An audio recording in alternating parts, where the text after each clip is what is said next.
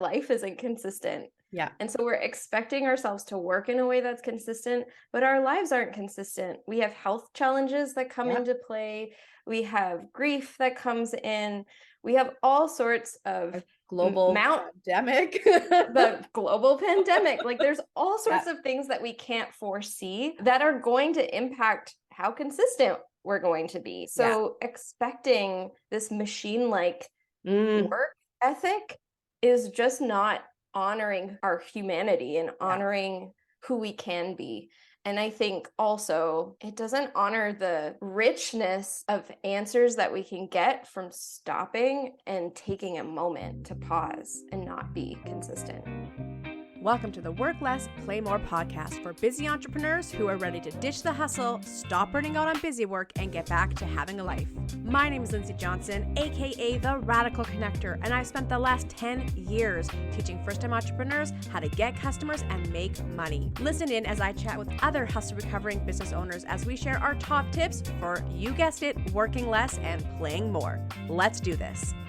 Friends, welcome back to the Work Less, Play More podcast. I am so excited for the podcast episode that you are about to listen to. We are talking to Sydney Fletcher from Do the Heart Work, once described by a client as the perfect mix of no BS and loving floof. Funny. Sydney supports new and aspiring solopreneurs as they navigate the vulnerability that is entrepreneurship. With Sid's help, heart-centered solopreneurs face their fears and get the clarity, confidence, and self-trust they need to unapologetically create a business and life that they love. And can I tell you, Sydney and I swear, are the same person. What do my clients call me? Tough love wrapped in sugar. And we have the no BS wrapped in loving floof here with us today.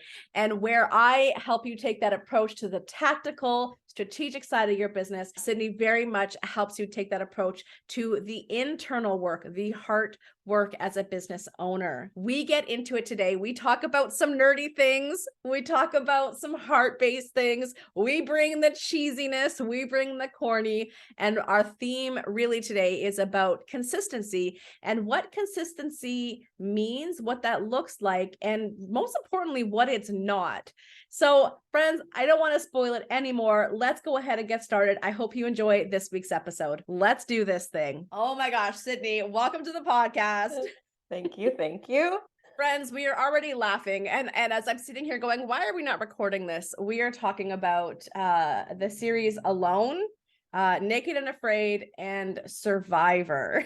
That's not the theme of the podcast. So that's where we're starting. And we're laughing hysterically too, which you wouldn't necessarily expect with those three pieces.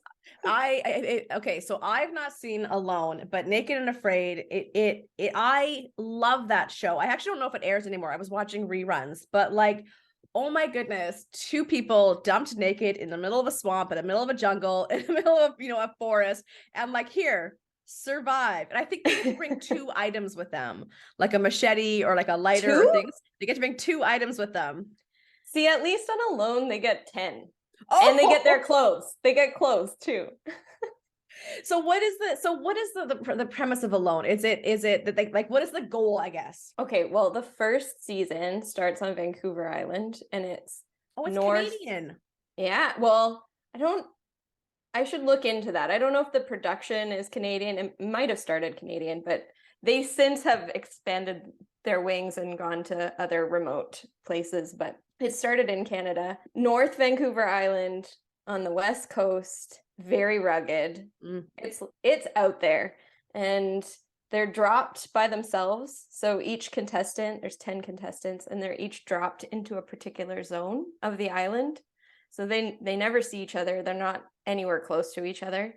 And they only have 10 things, and it's whoever can last the longest. So they're given a radio, and like I think the first guy that was dropped down, like within the first 2 hours, he was out. Pick him up. He was out. But I mean, I laugh, but I don't know if I would do much better. Yeah. No, like when I watch Naked and Afraid, like it is my worst nightmare. And they're, the things they're bringing, like somebody, because they're together. They don't know each other beforehand, but then they literally have the most awkward introduction of being naked. So they're put in places together naked? Together. They're meant to work together and survive together. Wow, what a social experiment. Are they same sex? So it's generally a man and a woman to Of course. talk about the binary. Yeah. Uh-huh. But they're varying in ages and like ethnicity and like whatever, like values. And, they want to make for good TV. So there's going to be a little bit of friction created personality wise, but it's always really neat to see like what people bring. Like I'm going to bring a pot so that we can boil water. Right? I'm going to bring a machete. I'm going to bring a flint, or maybe they can only bring one item. Maybe it's only one item each. I think it's only one item each, and together they make two. And so it's just really neat to see them get on each other's nerves, because obviously they're in this really intense situation, and then have that breakthrough where they realize they have to work together if they're going to survive this. And it's just such a great reflection of life and society. I have so many things to say about this, because first of all, I'm thinking they're clearly not dropped into North Vancouver Island naked. No, like it'll be like somewhere tropical. Yeah, like the swamp lands. Like there was one, oh my God, their feet, because they're in water like 24/7. Like their feet are like, the flesh is just, and the bugs. Yeah, because they have to get a fire to keep the bugs away. And it's a whole thing. Yeah, you have to survive. Yeah. So the other thing that I was thinking was, I don't know, which one would you rather be on? Because I'm not sure that I would rather be dropped naked with another human that I've never met before. No, I think I'd rather be on alone. I think I'd rather do it on my own. Yeah. Like I like alone. Oh wait, no, but you said they're not together. Oh man, see, okay. Now let's talk about Survivor, because I love Survivor. I would love to participate in Survivor, but if I could be an entirely different person, because I know that I would be kicked off first, because I would be not intentionally alienating people, but I just know my own neurodivergence, my own directness, my own drive to just get ish done and not be dramatic. You have to play the game, and the social game I would suck at. I feel like you'd win entertainment value points though. Like you're such an entertaining human that I think that would get you through. Nah, my anxiety would take over, and I'd be a disaster. I'd be like, get this human away from us. What is this? Or I could, take over and run the whole thing. Yeah, it's gonna go either way. Oh my gosh. Okay, so speaking of social skills, survival. Having to entertain people comedically. Let's talk about. Is this where we lead into entrepreneurship? Let's talk about entrepreneurship. Okay, so I know that we have so many things that we would love to talk about, so many things to connect on, and friends listening, we settled on consistency to start off this conversation, and we're gonna see where it goes. But we were talking as well before we hit record here. We were talking about consistency, and I had mentioned that in a lot of ways, the word consistency, it feels like it's got a lot of shame and pressure and guilt attached to it, and duty and obligation. And Sydney is here to remind us that consistency is what? Tell us in your words. Whatever you want it to be. Yes. Can you give us an example of how you think of consistency in your life and in your business? Yeah, well, I can tell you how I used to think about it and how I think about it now. So for me, consistency, for some reason in my head, it was daily work.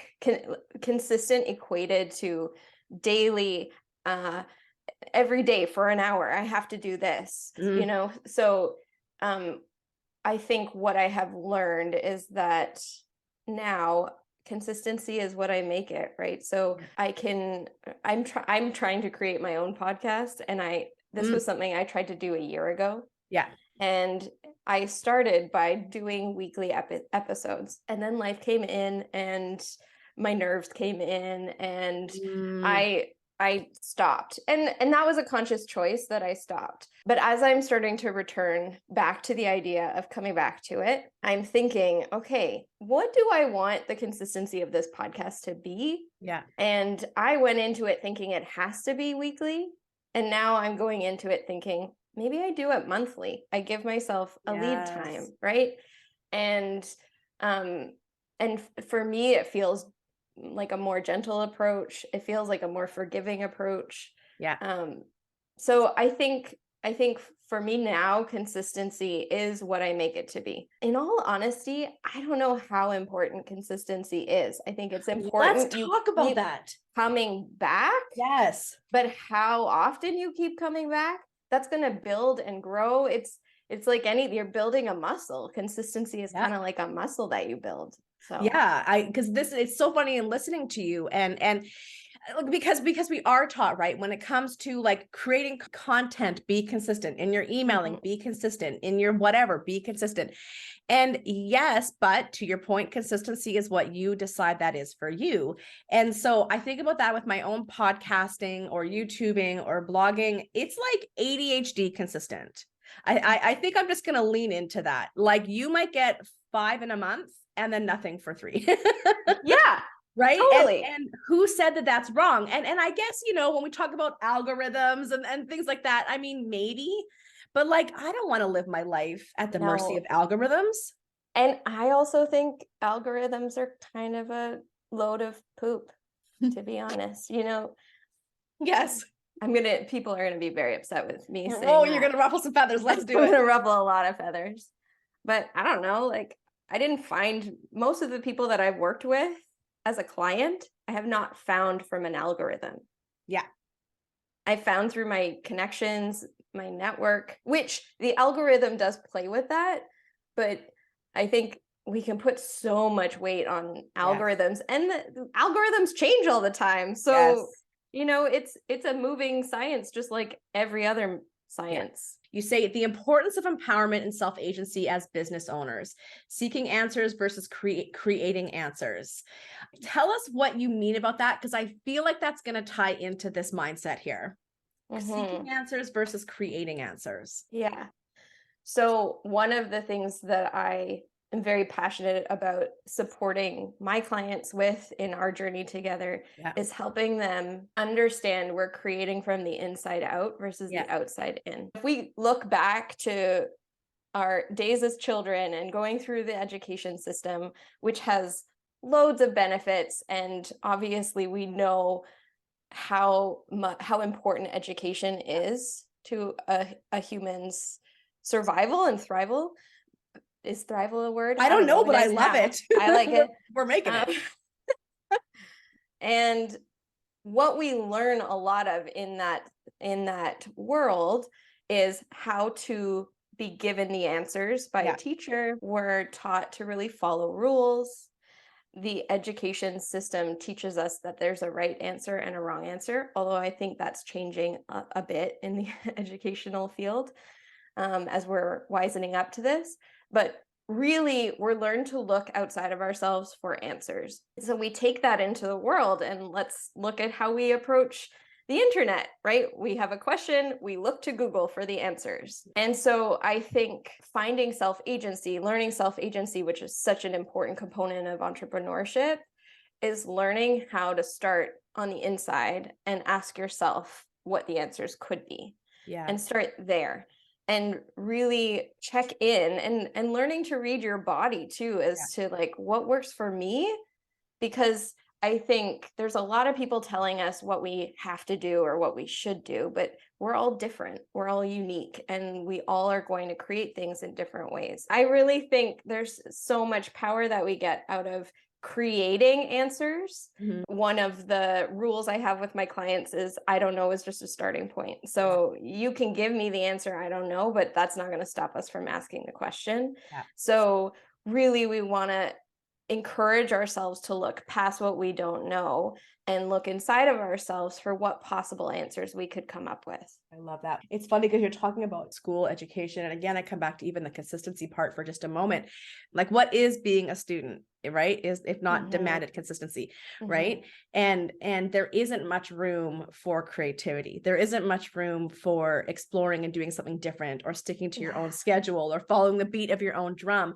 And I think that is what draws a lot of people to entrepreneurship, is either the allergic reaction to that level of rigidity in their lives, right? Yes, right. The need to create. And a lot of folks that is their entrepreneurial journey starts with the need to create. Right.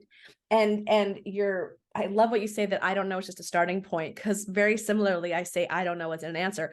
We did a whole workshop on that a couple of years ago. I don't know isn't an answer. How do we start to tap into our inner knowing? Because we do know, right? Yeah. We maybe don't know the technical element. We maybe need to go to Google or go to a professional for that. But when it comes to things like what we want, what we don't want, what we like, what we don't like, what we feel called to do, those are the things that we know, but we are not taught to tune in and listen to that. Or there can be a sense of judgment if we feel like we don't fit in, right? Or second guessing if it's counterculture, right? And so that, I think that is one of the hardest things as we flip into entrepreneurship, is learning to trust yourself and put yourself out there. Yeah. And understand that there might be new answers too, which is to your point around the creativity aspect. I think also, when we were having our banter before we actually pressed record, you have these moments, I'm sure, where you say something and you're like, oh, this is so smart. I have to say, I know. so I got to make a TikTok out of this. This one point that we were talking about, but this whole idea that life isn't consistent. Yeah. And so we're expecting ourselves to work in a way that's consistent, but our lives aren't consistent. We have health challenges that come into play. We have grief that comes in. We have all sorts of global pandemic. The global pandemic. Like there's all sorts of things that we can't foresee that are going to impact how consistent we're going to be. So expecting this machine-like work ethic is just not honoring our humanity and honoring who we can be. And I think also it doesn't honor the richness of answers that we can get from stopping and taking a moment to pause and not be consistent. I am pretty sure by the end of this podcast, I am going to stop using the word consistent. Like, I just think that it's going to not be a part of my vocabulary. That's so true in what you just said, that, again, I don't know where this comes from, other than to say multiple places in our society, but we look at ourselves like robots, probably capitalism. We look at ourselves like robots and expect ourselves to be robots and expect ourselves to be performing at optimal levels all the time. And if we're not performing at optimal levels, then we better take a friggin' course or hire someone to help us become even more optimal. Right. Yeah, and totally. That's just not nature. That's not how we are designed. That's not even how it's meant to be, and this is where I don't want to go into too much of a rant here, but this is where we do need to challenge capitalism, right? And these capitalist mindsets that your worth is tied to your optimal output. And if you're not outputting all the time, then your life is inherently invaluable. And that's something that a lot of people, I hope, eventually get to and begin to unpack. Yeah. And I do believe that we don't have to throw the baby out with the bathwater, so to speak. Yeah. Like there are great things that come from a level of consistency, but I don't know about you, but I find life to be so paradoxical, right? Yeah. So we want to see things as black or white, all or nothing. And so we want to say, consistency is the important thing. When we learn the value of consistency, then we want to apply it to everything. Yep. But it's also true, it's also true that not being consistent is just as valuable. So how can we hold both of those things, both of those truths with the same weight, instead of thinking that it's one or the other? Well, I think it's also too a reframing. When I talk about no longer using the word consistency, what would we replace it with? Right? Because then it becomes, the word that keeps popping into my head is desire. What do you want? Right? What do you want, and what will help you get there? And does it need to be rigid? Does it need to be, as you said, robotic? Because again, this is an interesting thing, because a lot of people, especially in entrepreneurship, but really in anything, people have a lot of desires. People want things. So what is it that's stopping you from working towards that? And I think that's when we get into things like perfectionism, right? And self-doubt. What, like again, what would you, oh my gosh, I don't even know the question here. The question is, there's desire, there's a gap between desire. What do you think is happening? It's funny and it's not surprising, but I had a client call this morning where this is a client I've worked with for over a year. She took a bit of a pause and she's recently come back to work with me. And we've been talking about the pause that she took. Yeah. And it was such a valuable conversation that we had this morning, because the challenge that I gave her was, I want you to explore why you took the pause. Yeah. Because I think there's a lot of value that you can get out of exploring why you felt you needed the pause. And not to say that she has to work with me forever and ever. That's not what this is about. But it was more about what was causing you to feel like you needed that release. Yeah. Like there was pressure or whatnot. And if you could create this next journey, what would you want it to look like? And so she started unpacking that for herself over the last couple of weeks. And it was so beautiful to see her shift that relationship to the coaching relationship, which is really about her and her goals and going after what she wants. Yeah. And she noticed how the last couple seasons with me were really, she was coming to that thinking, I have to do this for my business. I have to do this for constant growth. Yeah. There was so much have to and should wrapped around the relationship with coaching and with her goals ultimately, that she recognized that. And she thought, I want this to be more of a ritual.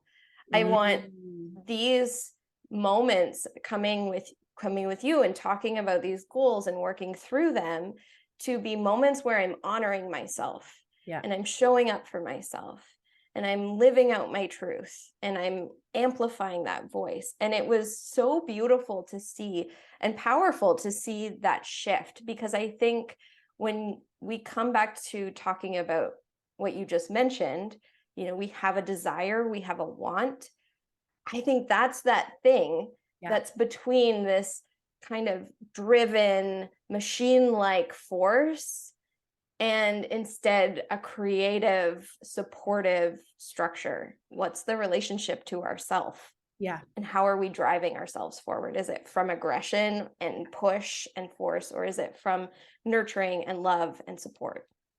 Well, and even the driving, right? I use the phrase driving a lot, and I catch myself when I do it, because there's a difference between driving and pushing and being pulled by, being drawn to. And so even in our language, I'm a big nerd for language and the word choices that we use, but a lot of times driving can be associated with running from, avoiding, right? A fear, like it can be a high pressure or scarcity based or fear based impulse to do something. And can we reframe that again into, is this pulling me forward? In my other world as Fantastical Fatty, where I talk a lot about joyful movement and health at every size and fat liberation, we talk a lot about movement and the myth that exercise leads to weight loss, because it doesn't. So if we remove weight loss from the picture, why would you exercise? What would you choose to do? Exactly. And so if we look at, are there any fear-based, scarcity-based, pressure-based, shame-based, any sort of negative-based driver that's moving you towards what you're creating in your business, can we look at that? Can we acknowledge that? And then take that out of the equation and reframe it. What would you do if there was no scarcity? What would you do if there was no shame or guilt? What would you do if there was no pressure? Which is part of what I love so much about the way you teach business strategy, is the removal of those things. Yeah. The making it consensual and allowing choice and freedom to be a part of it. Yeah. I think, and then you just get to be able to create the consistency because it's something you want to come to. Yeah. Like reimagining consistency from a have to a want to. Yeah.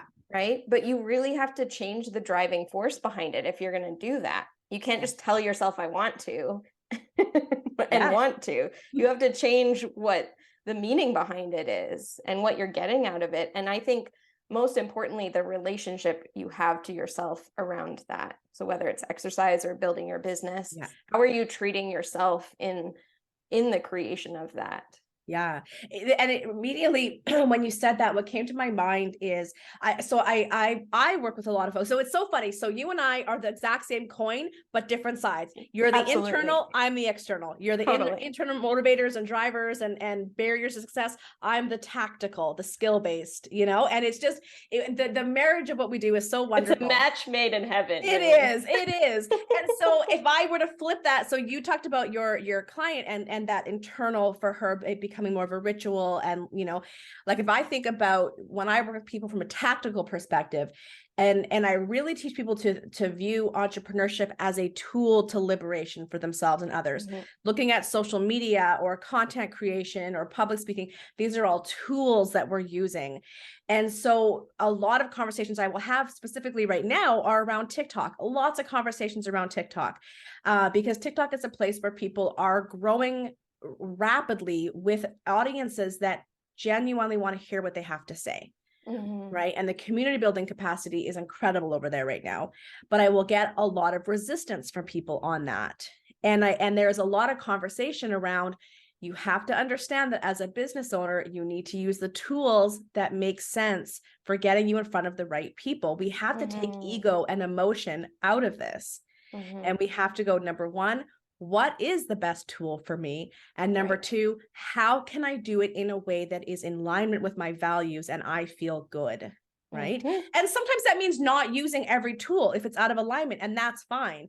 But there's this idea of, we can drive ourselves for reasons that are not sustainable, as we talked about, but we can also resist things that are inherently good for our business. Yeah.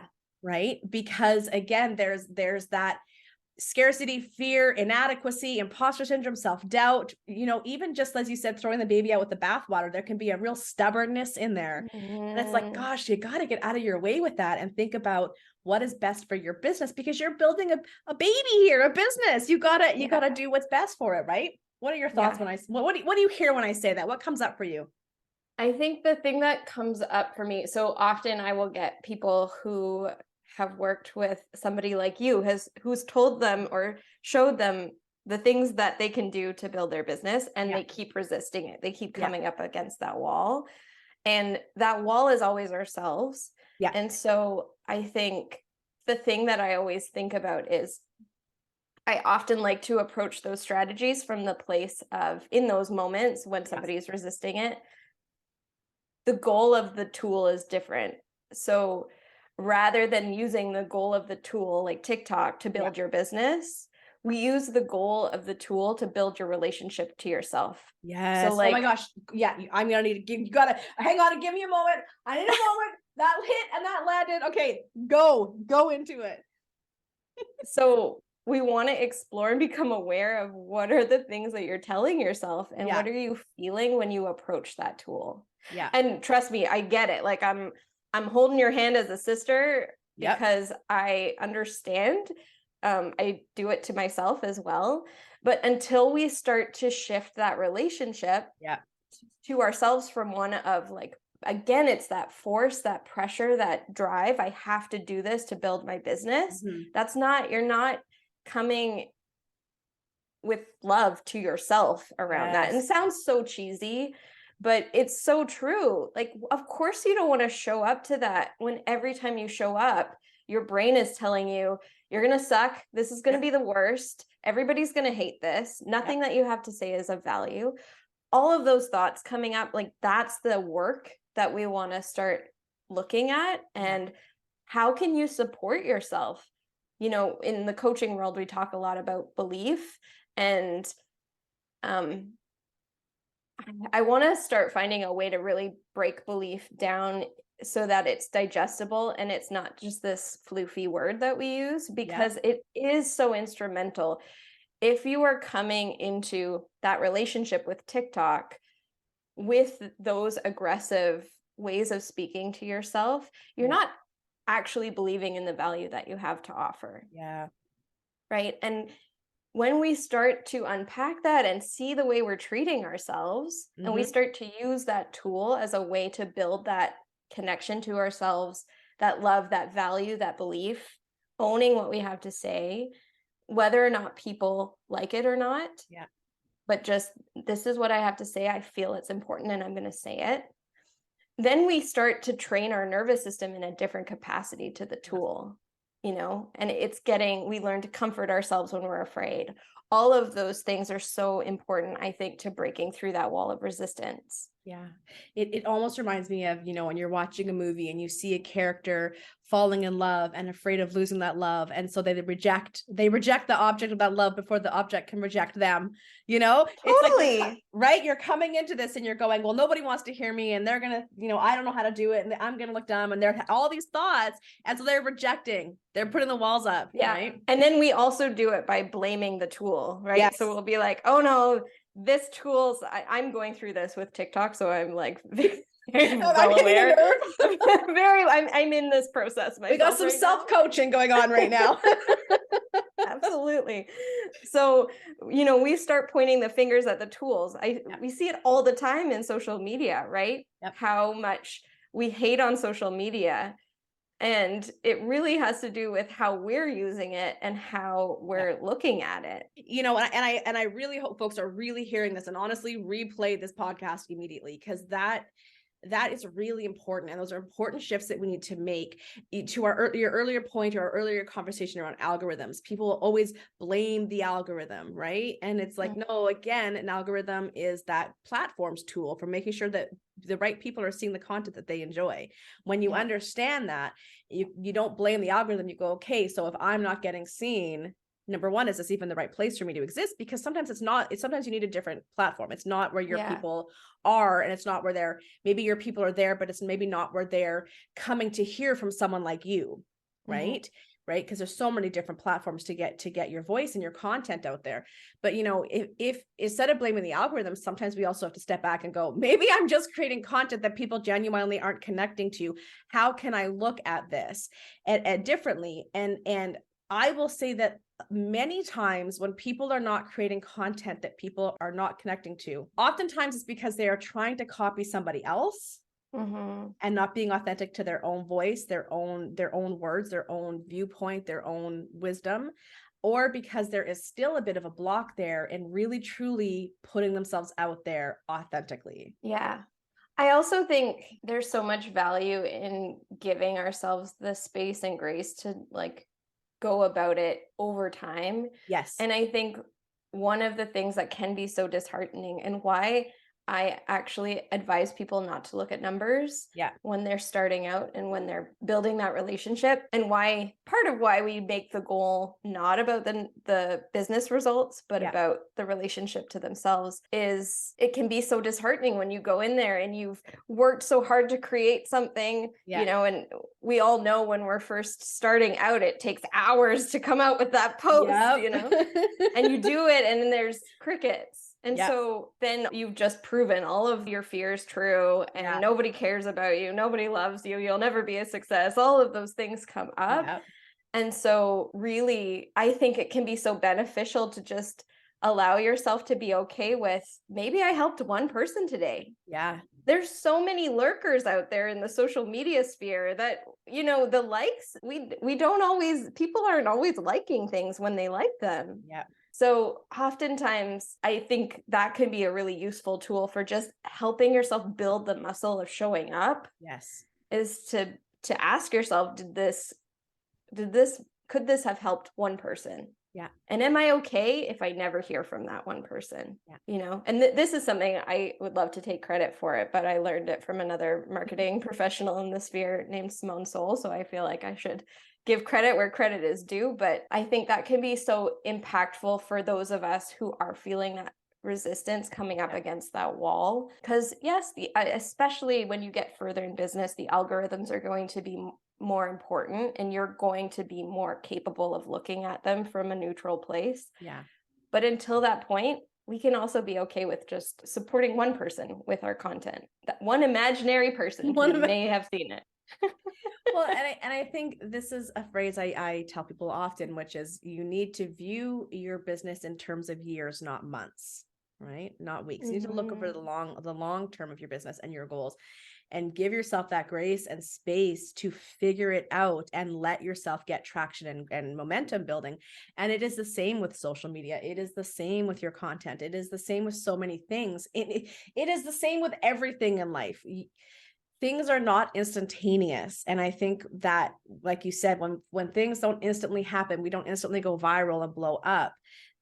We take that as proof that nobody wants to hear from us. And it's like, no, you just don't have enough consistency yet that algorithms know that you're taking this seriously, and you have to give it time to grow, and you have to give yourself time. And one of the things that is such a blessing when you're just getting out and nobody's really paying attention to you is you get to make all your mistakes, and you get to, you know what I mean? Like, you make your mistakes, mess things up when you are still small and there's no one really to notice. 100%. Right? Then when you have hundreds of thousands of eyes on you, then, you're going to be like a pro. For sure. Oh my goodness. So if you were to give some advice to listeners right now around this idea of how do I reframe consistency and make it work for me, what would you say? I would ask them to check in with themselves on what they want consistency to mean to them, and what they want to make it mean when they're not consistent. Oh, yes. Yeah. Because we're not always going to be consistent. And so decide ahead of time what you want that to mean. Yeah. Yeah. So around here, we always ask the question that the name of the podcast is Work Less, Play More. And I love it. I love it when guests fill in the blank for their own answer. So I say work less, play more. I would love for you to fill in the blank, work less, blank more. Love more. Oof. What does that mean to you? For me, my handle is do the heart work. So love is such an instrumental part of what's behind my practice as a coach. I want to build businesses that are based on love and based on what's loving for ourselves and for our clients or customers. And so, I think work less, love more. Let love be your guide. Oh God, this is like cheesy. I should be wearing a cheese hat right now. Fresh slice of Swiss cheese, and I'm here for it. I love it. I'm learning how to embrace the cheese inside of me, but there's a whole bunch of places we could take that. My brain that did not need to. No, I regretted it as soon as it came out of my mouth, but I'm going to love myself through it. So yeah. I love it. Okay. So tell folks where they can connect with you. Where are they going to be able to get a little piece of Sydney? You can find me on the gram. Do the heart work is my handle. And one day, hopefully soon, you can also find me on TikTok. You can find me there. There just isn't much to look at the moment. So funny. I'm working through it. It's fine. And I just launched a brand new website. So I would love as many people's eyeballs on it as possible. And they can find that at dotheheart.work. Dotheheart.work and Do the Heart Work on Instagram. And of course, all of those will be in the show notes, as well as a cheeky little selfie with Sydney on a beer can. Yes. Really quickly before we go, I feel like we need to hear this story. Okay. Well, I, like many self-starting entrepreneurs, had quite a few hustles on the go when I started out. And one of them was I worked at a really great brewery that had just opened up in my town of Comox, BC, on Vancouver Island. Plug for the brewery, new tradition. They're great. And we can include the link in the show notes as well. Our incredible brewer, Patty Savard, she offered an opportunity for those of us who worked there to create our own beer. And once upon a time when I lived in Toronto, I had remembered drinking a ginger flavored beer, which although like beer dudes are going to be really appalled by that. I don't know how many beer dudes are listening to this podcast. Probably not many. Probably not many. But it was such a great beer. I loved it. And I was mildly sick at the time. So I was like, this is really hitting all the notes.